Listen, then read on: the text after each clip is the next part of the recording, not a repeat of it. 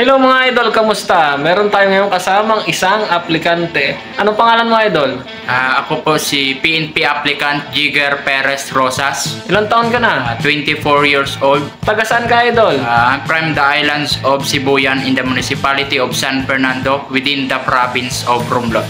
Anong nararamdaman mo ngayon, idol? Ilang araw na lang, magiging pulis ka na. Unang-una, sobrang saya. Tapos, siyempre, pasalamat din sa Panginoon. Tapos, laging humble lang tayo sa lahat ng bagay. Gawin lang yung kung anong tama. Yun lang. Para kanino o para saan ba yung pangarap mo yan? Unang-una para sa pamilya. Pati na rin para sa mga taong nakasuporta at nakapaligid sa akin.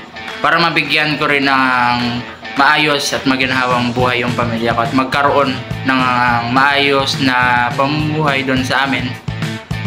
Tapos may pagmalaki din ako ng bawat tao. Ano naman ang maipapayo mo sa mga susunod na aplikante?